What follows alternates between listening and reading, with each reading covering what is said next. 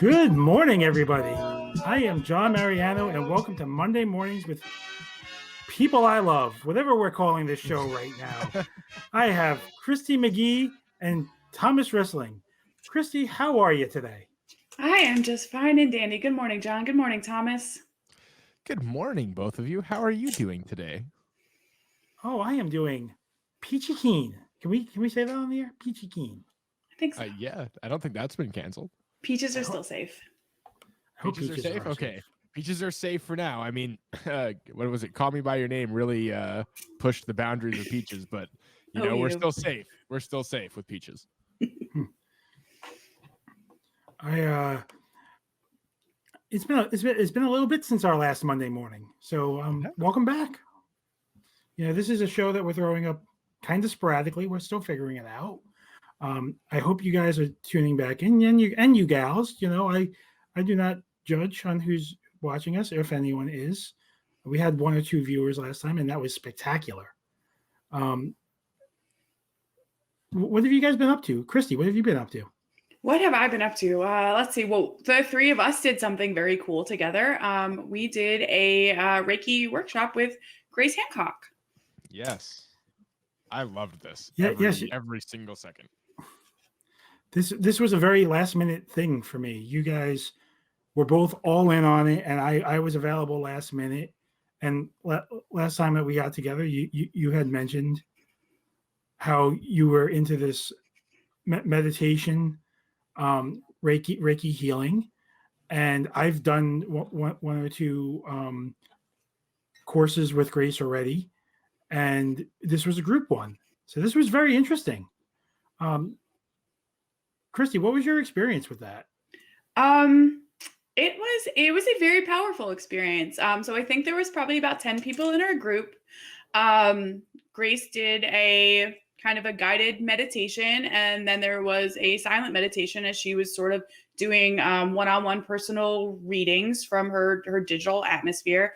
And then she brought us out of the meditation. There was like a quick little chat, and then we were left to our own devices. I found it to be a very emotionally powerful experience. I was like off kilter for several hours afterwards, which was a good thing. It was a really great thing. I did get a message from Grace afterwards. She had picked up some things from me in my reading. They were eerily accurate. And I think I heard a lot of things that maybe I knew but needed reinforced. And I really enjoyed it. She does it the last Saturday of every month, and I will definitely be doing it again. And Thomas, what was your experience? Very similar. I was honestly quite taken aback. I thought I did a great job of being kind of like zenned out and relaxed during that. And the email I got after, she read right through me without really much, through a computer and with distance. That's, there's always a level of skepticism to this stuff, I'll be honest. Even having done my research and enjoyed it beforehand. But we shared our results, the three of us. And even you two know that those results were very eerily accurate for me right now. And I did obviously share some details with her beforehand, but nothing that would lead her to those conclusions. So it was very fascinating, and she's very good at what she does. And as Christy said, it was it took about 5-6 hours to recover. My wife and I, my wife also participated with us. We both just felt like we almost needed to like treat ourselves and do nothing for the rest of the day, with both of us being small business owners is a challenge. But we had to take time to recover, and that certainly indicates some level of power in what she's doing, for me anyways. So I'm going to try to keep this as positive as possible. Now, first of all, the positive. Yeah.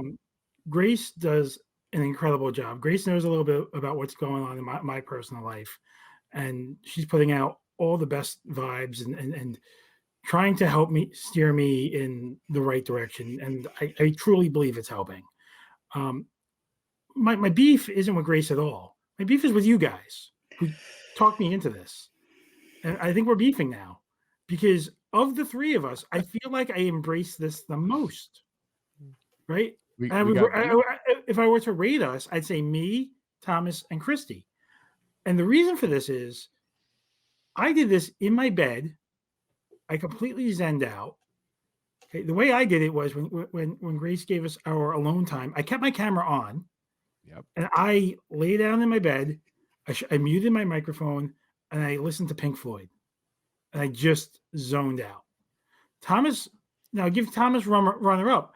Thomas did 90% of it, but Thomas did it sitting in a chair. The chair he's sitting in right now. And I felt uncomfortable for you because you kept your camera on and you might have been comfortable, but you looked like it's not a lounge chair. Let's be honest. I was very comfortable. I would like to counter that by saying this is a beautiful chair. I'm going to stand up and demonstrate. I just want to, I bought a nice comfortable chair here, John. It's triple stitched and double pleated. I believe it's some sort of Canadian pleather harvested from elks. What's the ergonomics on that thing? It's very ergonomic. It's got triple lumbar C9 back support and all of those special features that keep you comfortable. I sit corrected. So Thomas was also there. Christie, however, shut her camera off, just like she did right now. And the way that worked out, apparently, was she laid on the floor. I did. Imagine, wow. Is your floor upholstered? No. Upholstery doesn't work for me. I have a very challenging time grounding myself, so I have to do like palms down, feet down, and on a hard surface. Otherwise, I don't feel that connection that I'm looking for. So laying on the floor is something I do. I turn the camera off because when I'm on the floor, I'm out of sight, and that just felt weird. I mean, we want to see the background though. We want to see the door knockers. We want to see the owls, and all of a sudden, everything was gone. Well, the thing is I just sort of figured everybody else was looking inwards and really shouldn't be concerned about what was on my screen. I was using my mind's eye to see what was on your screen. I saw nothing because you shut your screen off. John Mariano, nobody sees this background more than you. You have it memorized. This is very true. This is very true. It was part of my happy place, actually. I'm just busting chops. It was I think it was transformative for the three of us, and we can't recommend it enough. You can look up Reiki Healing with Grace online. Like Christie said, there are monthly courses, but there are also, she does one-on-ones. She also does offline readings. There's all kinds of great stuff on there. Browse the site, explore, and get some self-help, because that's really what Grace is specializing in. And right now we need that more than ever. Yeah, we do. We certainly do. And that's what it provided for me. So moving on from that, what else have you guys been up to? Anything special? Thomas, how's the store going? Store is going really well. I have a couple of pretty amazing glass orders coming in. I'll likely share them on the next episode when they arrive. Some very colorful, wonderful stuff with clouds and birds and all kinds of nice stuff. I actually have an order of stuff coming in from a Native American artist who works really hard on natural spearhead designs and things like that, all made out of borosilicate glass, which is pretty amazing. But sorry, long story short, you get me going on something I'm interested in, I'll talk forever, is basically what I'm trying to say. We're not sponsored. Nobody's yanking us off the air. If you want to ramble on about your store, by all means, ramble along, my friend. I thought Thomas's store sponsored us.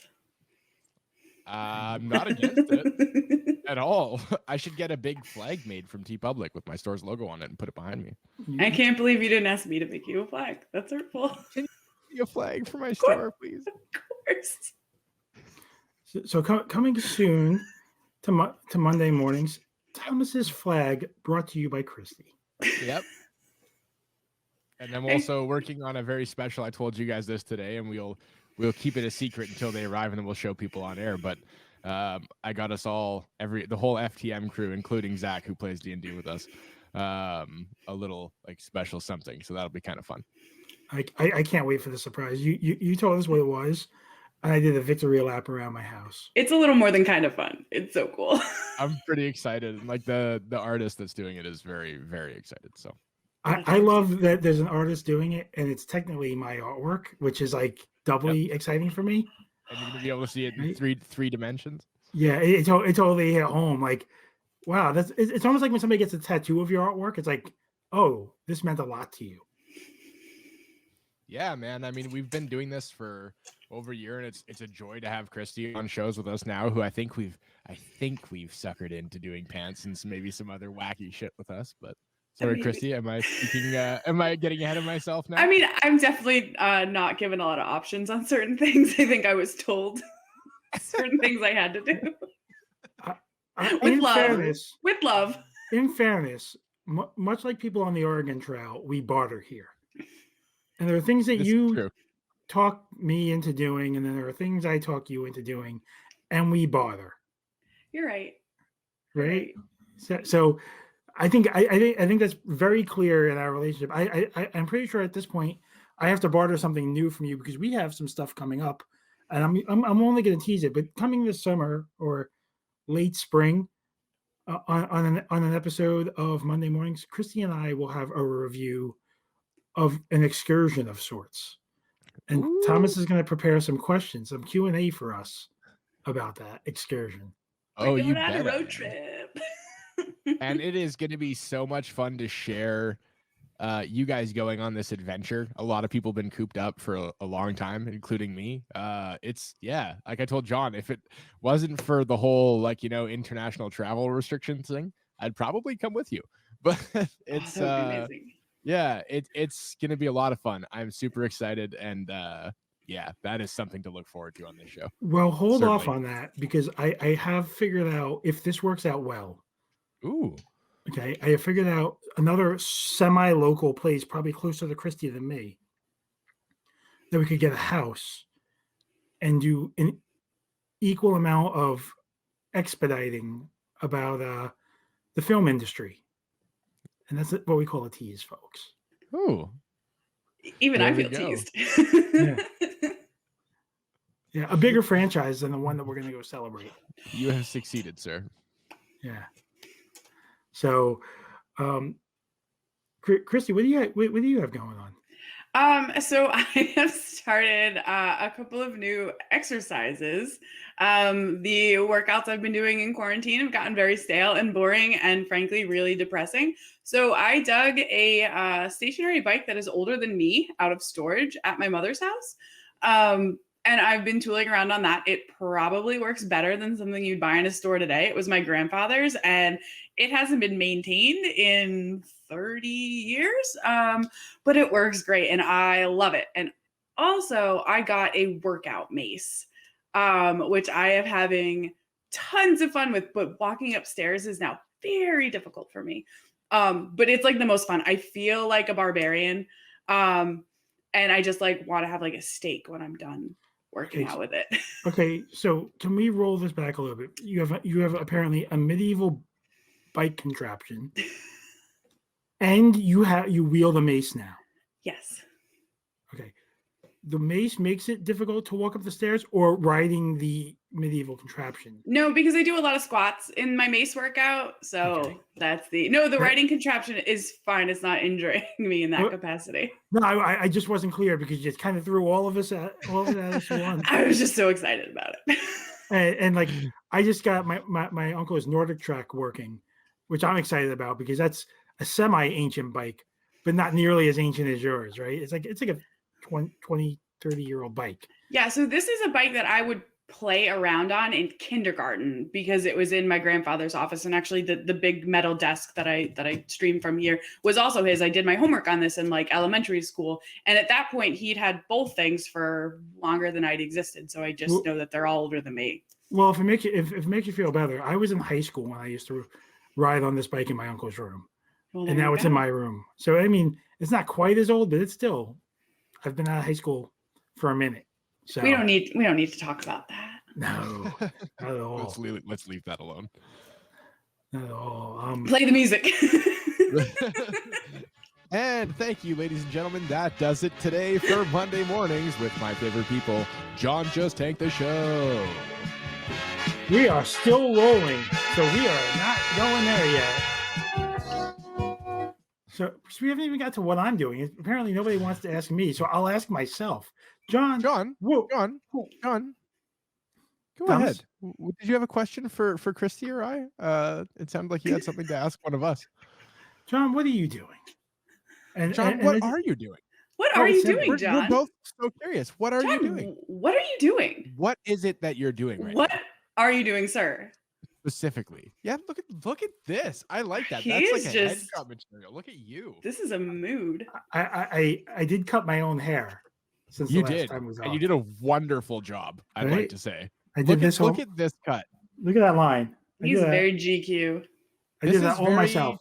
This is very like it reminds me of something. I can't place it. It's maybe like almost like Crispin Glover-y from something, but I can't specifically place it. Yeah, it kind of is. I just kind of went to where the hairline was and with my buzzer and then stopped and then just went all the way around. That's what I did too. Yeah, I mean, it works. It's very, very, very clean. Yeah, I'm totally not bitter about this conversation at all. Ladies and gentlemen, thank you very much for tuning in to my So I've been focusing on reclaiming my life. And part of that is talking to Christie about this excursion plan we have and planning other excursions. I also got my first vaccine shot, which I'm excited about. So I'm halfway there. By maybe the next episode, I will be fully vaccinated, which I call superhero status here, because not everybody is, and you need to be. So if they offer it, go get it, please, so we can get back to normal. That's enough of my punditry on that. What are you guys watching lately? What are you listening to, Christie? I'm still watching Vikings. I mean, you sound exasperated by that. I still don't know if I like it, but I keep watching it. Actually, I haven't even watched a whole lot of it since the last time. Even though the WandaVision pressure I have been getting from the people in our little area here has been severe.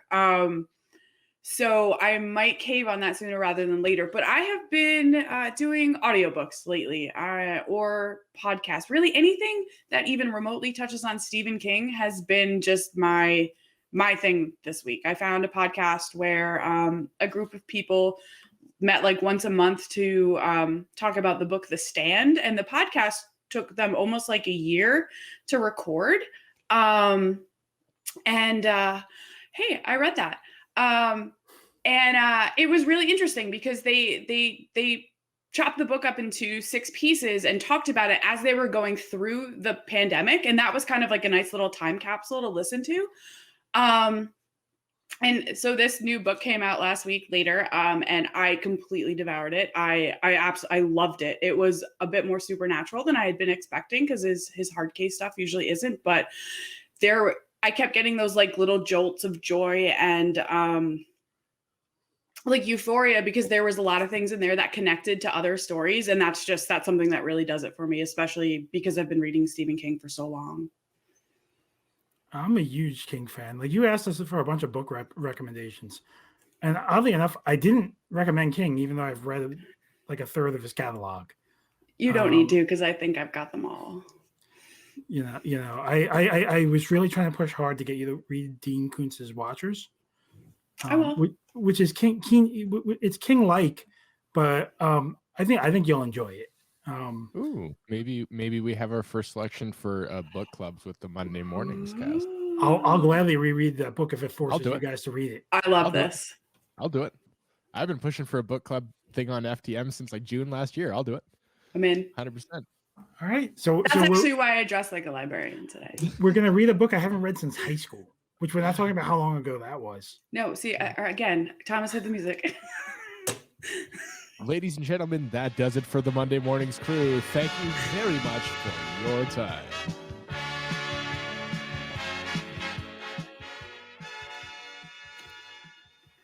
Hey, John, what are you watching? Oh, I'm watching a bunch of things lately. I've been so I got Peacock for my kids because we don't have enough streaming services in this house yet. And we started watching Punky Brewster. They rebooted Punky Brewster. So Soleil Moon Frye was one of my first big crushes in life. Mine too. And I gotta say, she's still pretty much one of my big crushes in life. I don't mind watching this show with the kids. Freddie Prinze Jr. plays her ex-husband. It's like sugary sweet goodness, just like the original show. And people are comparing it to the Disney Channel shows, but I would argue that Punky Brewster was the original Disney Channel show with its homemade goodness. But watching this made the kids curious what the original Punky Brewster was like. So we are time traveling on Peacock, and we are bouncing back and forth between Punky Brewsters. Ooh, I like it. And it's as good as it sounds. I can't recommend, like, if you're gonna go and watch Punky Brewster, watch like the first couple episodes of the new show, bounce back, watch the flashback of the old show, and bounce back and forth. That is the official watching timeline for Punky Brewster, right? Like, I know we do that with Star Wars and all this other stuff. My recommended thing is bounce between the shows, enjoy it. There's a lot of content right now, right? Like you said, with all these streaming services, it's you say bounce between those shows. I say, it's be willing to bounce between a lot of shows. There's a lot of content out there. Well, there's another one I'm watching. I recommend it to you, Thomas. Did you get around to watching Superman and Lois? I did. I watched the first episode. I don't know if more has released since, but I've seen the first episode and I really, really enjoyed it. I don't like to talk about negatives. We don't do that on this show. I am very hesitant with the guy they have playing Superman from the CW, and I've loved almost everybody else. This did it for me. I love him. He's right up there with everybody else now for me. There's little nods to the Christopher Reeve Supermans, which is what I grew up on, right? It's like Superman 2 was kind of my introduction to the characters. So whenever they pay homage to that, I'm a happy camper. And there was certainly some of that. And there's lots of nods to the old Lois and Clark series too. So yeah. I enjoy the nods. I also like that they're exploring new ground. I do. Yeah, it's nice. Superman as a dad is something I can relate to. Yeah. And being pulled in all these different directions. Yep. I know, Christy, we're pushing you to watch a lot of TV, and I'm not going to push you to watch Superman and Lois. I don't know it's your speed. I'd rather you, being a known witch, watch a show about a witch first. Is there murder? Is there murder? Speaking of, are we gonna do WandaVision? Watching WandaVision with a known witch? I certainly hope so. Do I have to talk about that show on the internet? Do you hate me? You just watch it, and nobody will hate us because we'll turn the comments off, and they can just keep their feelings to themselves. And you could ask us questions. Our stuff is and nobody that watches our stuff is gonna give us a hard time about our opinions, because we're all gonna you're going to enjoy it. I'd be surprised if you don't, and even if you don't, obviously, I think we're adults. We can talk about these things. The whole internet's not watching our show. Fair. Yeah. If they were, I'd be much more. Is it anything like Money Plane? No. Is that the answer you're looking for? I don't know. I kind of liked Money Plane. I mean, that's fair. That's what FTM commentaries are for. I mean, we have some FTM commentaries lined up this year, and they're going to be special. Once we can get the band back together, which has been like trying to reunite the Beatles so far. Some of them are dead. What? Hit the music! Hit the music! Christie's getting morbid today on the morning show. I'm so sorry. What happened? Thomas with a judgmental face. It's because Thomas and I spent a lot of our day looking at taxidermy animals. What? What did you just say? Thomas, please enlighten the audience on this taxidermy animal excursion to the internet you guys had. So you thought the gnomes were bad. Now that this has become a thing, one of the things that I've been watching, if you want to call it that, are the couple of pages that Christie's been sharing with me about they're like mouse cadavers stuff and and like, fully done up by a taxidermist in fun little poses. It's wearing art. things. It is. And I'd also like to see him make one that's Weekend at Bernie's themed. Thank you.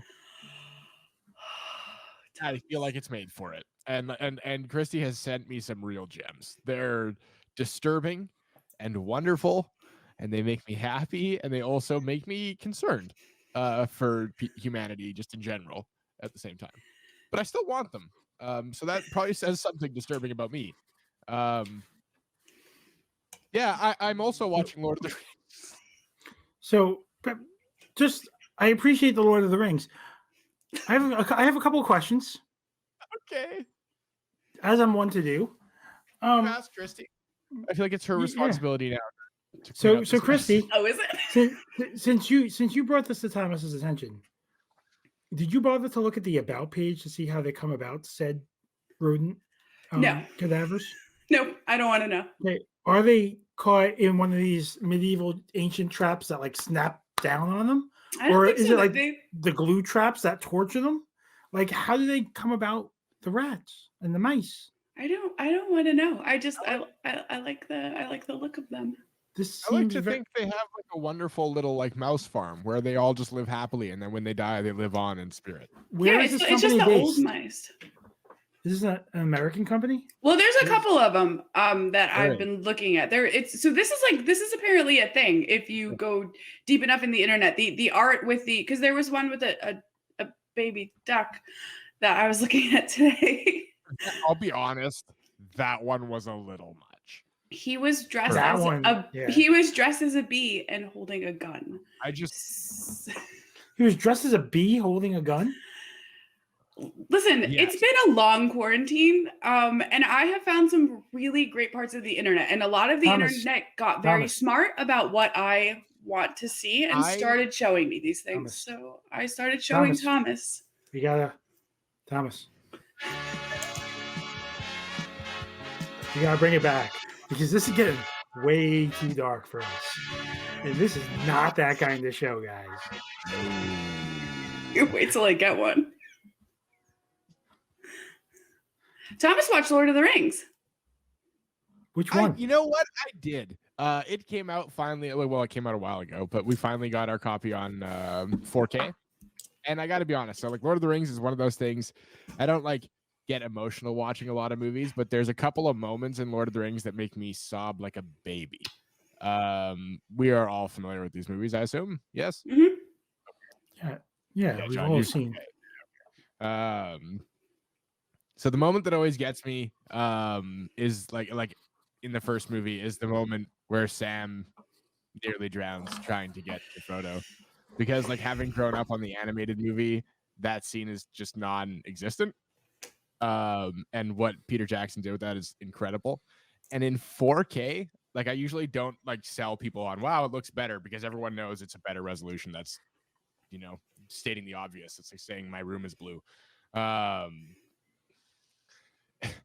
This movie with the redone sound and the redone visuals is a whole new level of incredible, and I am like so enamored, like re-enamored with all of it. And the details that you see in that scene, specifically when he comes up out of the water and like the water rippling off of the rest of him and whatever material they used for the elven cloak being almost dry, there's little things like that that are just fascinating to me, and you don't see them until they come out with a better version of it like this.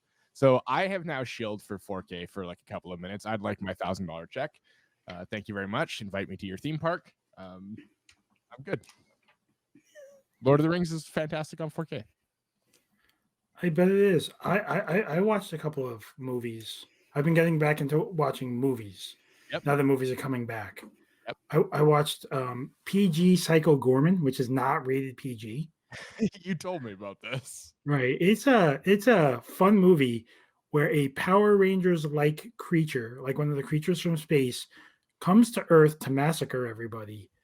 But a little bratty girl, and she is a very bratty little girl, gets her hand on a stone that controls Psycho Gorman and basically torches the hell out of him. At one point, she tells this other worldly powerful creature to go sit over there and don't do anything until I come back. And then she comes back like 3 days later. And he's still sitting there, miserable, going, when I get that stone, I will kill you.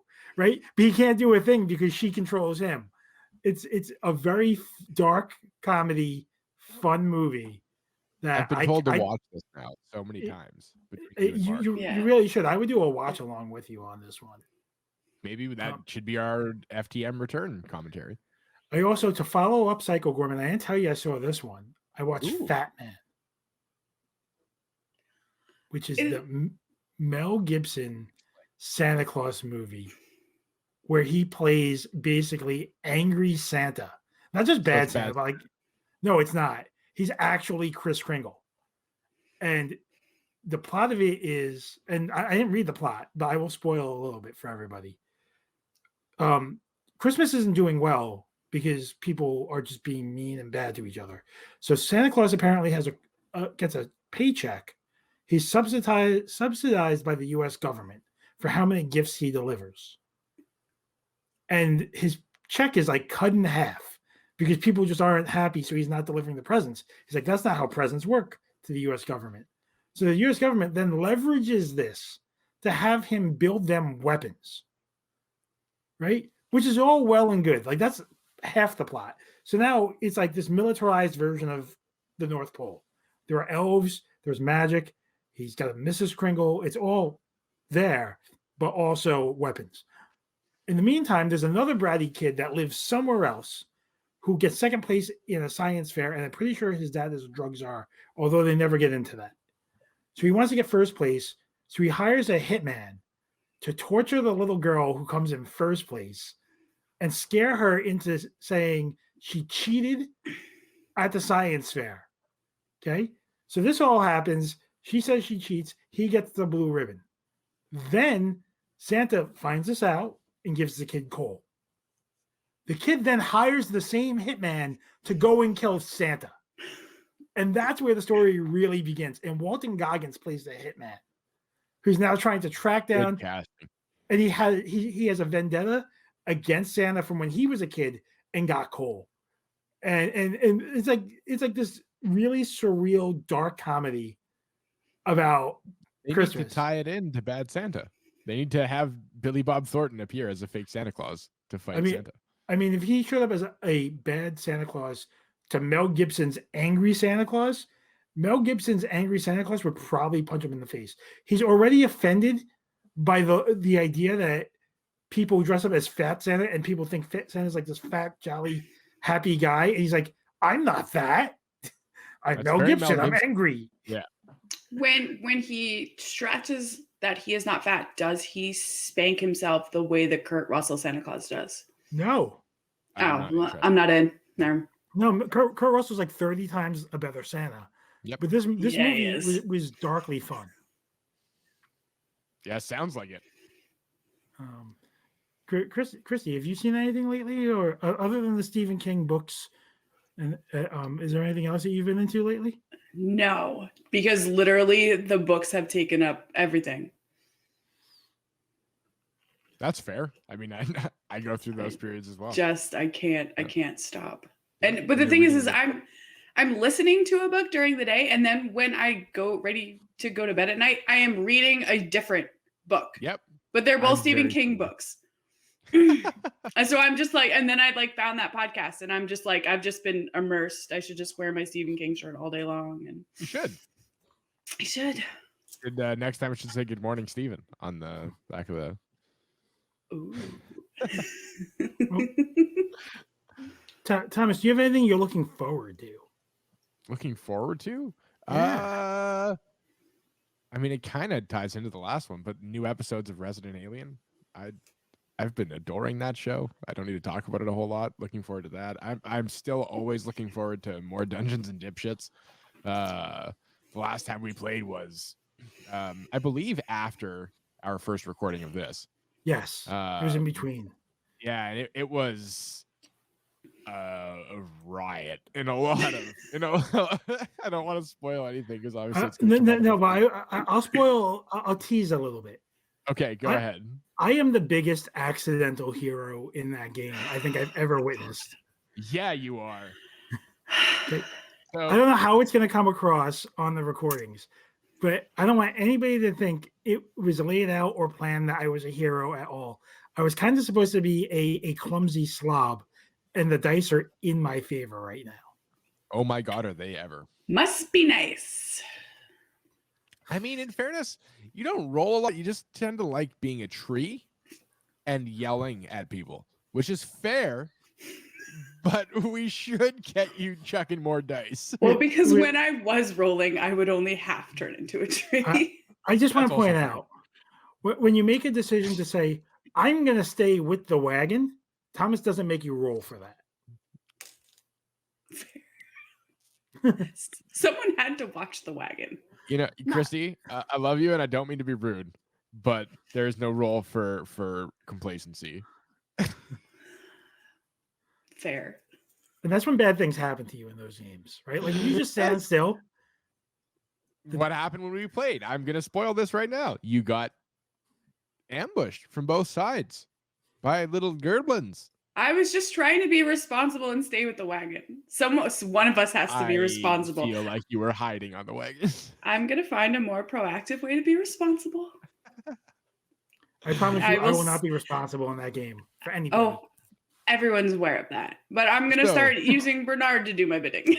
I think it's safe to say that everybody can see why I'm looking forward to Dungeons and Dipshits. It is wonderful. It's something I just continually want to do more of, to the point that I've even started prepping the next game if we get through this one and everybody wants to keep playing. Yes, I already can tell you, yes, I want to keep playing. Wonderful. And I think Mark may be working on something, so I don't want to throw people under any buses or anything like that, but Mark's been working hard on something, and I've been just freshly in the last little while helping him with it, so I'm curious to see if in any way that makes its way onto FTM.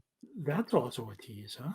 Yeah, very different from our Dungeons and Dipshits game, which I very much like. You know, this show, with the addition this season of John Has Questions and Monday mornings, like we're getting to do some things on FTM that are a little more heartfelt and sincere, and not like, I mean, not that our goofy stuff isn't heartfelt and sincere, but it's, you know, we're being goofy, and half the time we're all just joking and being idiots. And I'm pretty sure I threatened to eat Tamor last year on Are We Wearing Pants? I don't know if you'd call that sincere. Oh, you did. You did. You threatened to eat someone who listened to our show, and then he threatened to eat you and your family, which was also rather alarming. Yeah, I mean, it escalated very quickly. It really did. We were like being like, haha, funny civil war between fans and hosts. And then my brother recently started listening to Are We Wearing Pants? Ooh. He's like, I didn't realize that you knew that guy. And he's like, I was so thankful when I figured that out. There's a few moments like that in our history, right, Christy? Because you've listened to most of the episodes of Pants, right? Oh, yeah. No, I've listened to them all, and I've been going back and re-listening because I'm compiling lists for you. Oh, yes. I'm so happy that someone else has gone back and re-listened, because I love, like, not that they're all not good, but like the first 3 and then episode 13. If you have to listen to like pick the best episodes of our stuff, 13 is the best episode we've ever recorded. It is non-stop laughs for like 90 minutes. That is the example of what we do. I would argue that the season finale of last season is up there. That is, yeah, very true. Yep. Yeah. That was also the ushering in of kind of our new style too. So, Christy, what are you looking forward to? Well, I was going to say, so speaking of re-listening to the old things, I actually have a very long road trip coming up in a couple of days. And I think that all of your lovely voices will be keeping me company in the car as I drive out to Michigan to visit with my dad for an entire week. Oh, nice. That's exciting. That's a really, like, we've all been separated. That's a really nice way to spend a week. Yeah, he is on his own. So this will be just me and him and the dogs hanging out, just the two of us together for that whole time, which I don't think I've ever done in my entire life. So I'm really excited about it because my dad's like one of my best friends. He's the reason that I have any sense of humor at all. So it's just a lot of laughter, and I'm really looking forward to it because, dear God, do I need a vacation. Well, so please thank him for us, because whatever that sense of humor is, it laughs at us, and I appreciate that. We certainly appreciate it. I will have to show him some of our stuff. So I have two things I've been looking forward to. I wrote down Yeah. one of them. So I am still looking forward to Godzilla versus Kong, and I'm going to hype this thing till next year. I know it comes out at the end of the month, but giant water dragon punching giant gorilla punching back.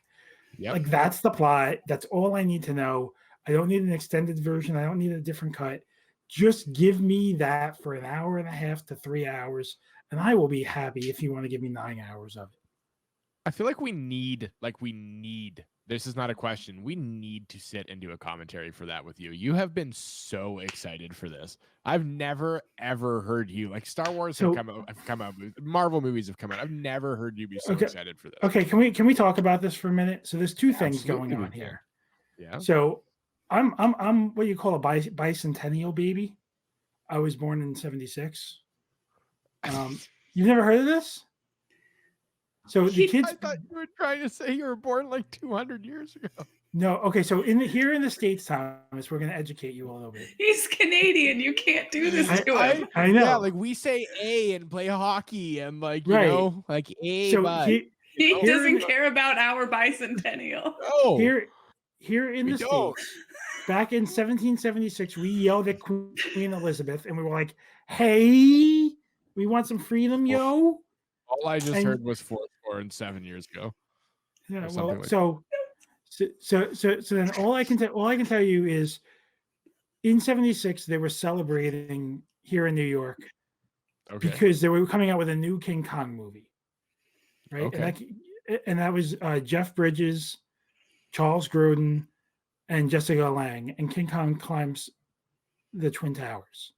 Yeah. But they blew up balloons. And I remember this because I go to the Empire State Building with my parents. I was a little kid because it happened like for the next 5 years. Yep. And they would blow up balloons and put King Kong outside the Empire State Building as a giant balloon. Yep. And I walked down the hallway and there was an arm down this Empire State Building hall, a giant balloon arm of King Kong, which was like the biggest thing I had ever seen at the time. At that point, I fell in love with giant apes.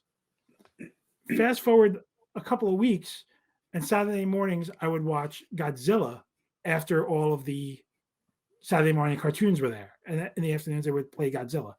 My parents bought me this awesome, I want to say it was about 18 inches to 2 feet tall, hard plastic Godzilla where the hand shot off like a rocket and the tongue was fire, and you pull the little trigger on the back and it would flicker out the tongue. And I carried that thing as big, it was almost as big as me everywhere I went, right? I might bring like my little Star Wars toys, whatever, and Godzilla would crush Luke Skywalker in my world. And that's why I'm so excited. Is like Godzilla was really my first hero. As much as we love Star Wars and Jedi, and we love all this stuff, Godzilla stomping on things is really what I love in life. Well, I am excited to talk to you about that. Yes, Christy? Is Godzilla's hand shooting off one of his superpowers? No, the toy just came. The toy also oddly gave him roller skates, so you could set him on the floor and just like roll him across the floor. Why would you leave that part out? I honestly blanked. I mean, it was a long time ago at this point. I blanked on it. Is there a joke, John, about that figure in an Austin Powers movie when they drive under like a Godzilla statue and drive around with it on top of them in a Mini Cooper? Yeah, I believe there is. It looks like it's on roller skates. Yeah, I'm pretty sure you can find that toy on eBay. It's one of the most legendary toys ever. Just because it makes no sense, but it's still awesome. And you're like, oh, that's Godzilla. Yep. So I'm looking forward to that. But I have a new routine on Sunday mornings. Oh. And it's our friend Ken Knapsack. I've decided part of my self-healing, self-reflection period is listening to his podcast on my Sunday mornings. My kids are off playing, doing their thing. And I pop on Saturday Night Knapsack on Sunday morning with my coffee. And then sometime during the day, I do a chore around the house, be it cleaning the bathroom or doing something I need to do around the house. I put my little headphones on, and I listen to Force Center. And between those two things, that's how I spend my Sunday. Usually around dinner time, Ken's popping on Twitch for a little bit, and I'll pop that on as I'm serving the kids dinner or as I'm cooking dinner and watch them play with Legos. So Sundays with Ken, at least off of football season right now and between baseball season, has really become my Zen thing to do. and it really is a relaxing thing. So if you're looking for something that will entertain you, make you laugh, and just brighten your day a little bit, give Ken a try. I think that's very, very sound advice. Ken Amen. constantly produces great content. Like, never will you ever be disappointed with anything he releases. But Saturday Night Knapsack is a wonderful example of all the reasons we love Ken. Lately, it's been about a half hour or so. He's doing a little bit less, but he's been very busy with the GPA, which has also got some great things going on. Absolutely. But he's been keeping it to almost a tight half hour, which is like perfect for me to sit with my coffee and just kind of either futz around my phone or just give it all my attention and love in the world. Usually, I like to play a little Sudoku while I listen to Ken. Like, to give you, like, it's been like one of my new things is I've gotten back into Sudoku and just, testing my mind a little bit. So I've been doing that and then listening to Ken. Awesome, man. Yeah. That's a good way to zen out and kind of relax. Yeah. That's I think is that all we have today, guys? I mean, do you guys have anything else that we haven't covered? I mean, we should probably plug Jeff has a big push for St. Baldrick's coming up next month. Yeah. And make sure you're following Jeff and St. Baldrick's before we plug this first. Obviously, that's super important. Jeff works very hard all the time. We see it. You guys see the smiles and everything else. Jeff busts his ass. And if we can ask anything of anybody, it would be to give back to this. Our shows are one thing, our shirts are one thing, but give back to this. Yeah, I mean, Jeff and his ardent fight against childhood cancer, and it's a year-round thing. Like, I know he does this, and he does this big push like once a year where he shaves his head. But Jeff, between his job and then just, he's always pushing the charity. He's got fun goals this year. So I think it was at $500. He was bleaching his hair gold. $750. It was dyeing it green, and then at $1,000 he's dyeing it pink. And this is before he shaves it. Yep. So those are. I always like to. I want to see it pink. I really do. So do I. I think we're gonna see it pretty quick. Yeah. Yep. So if you could help spread the word, it's Shaving Lives 2021. You can see the banner below us for stbaldricks.org. Really get behind this. Help Jeff, push it, retweet him, whatever you can do to help get the word out. Please do. I know the GPA is going to do a big push for Jeff. They're going to have Jeff on, I think, next week, which I'm excited for. And I really appreciate that they're getting behind him. We love Jeff. We adore him. He makes us laugh, but he's a special kind of special for us. And really the best of what he represents, the very best of all of us.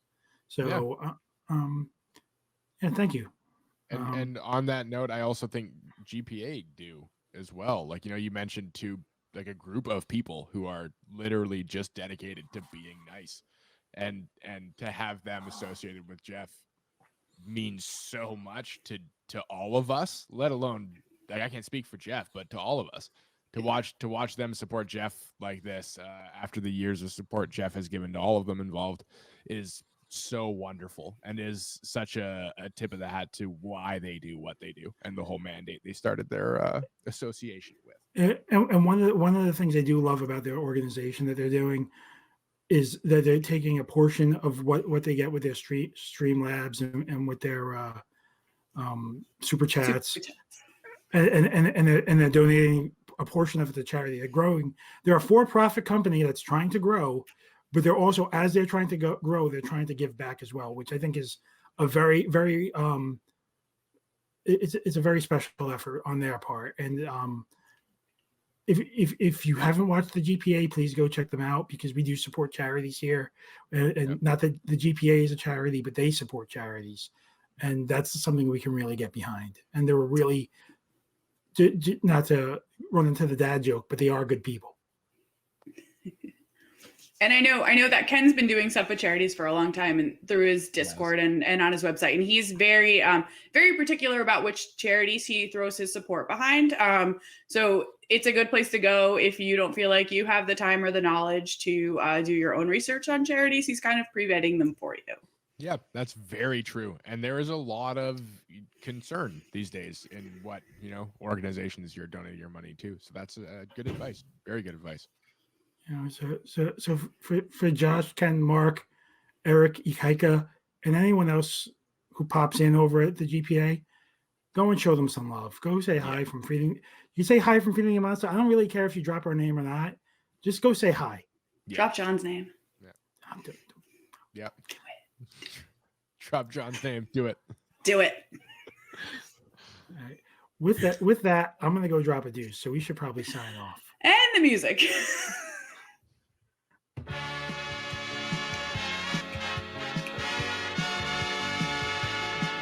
I guess.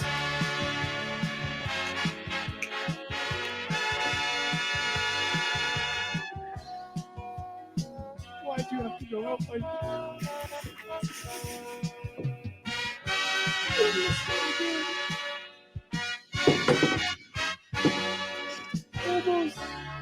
Tuki!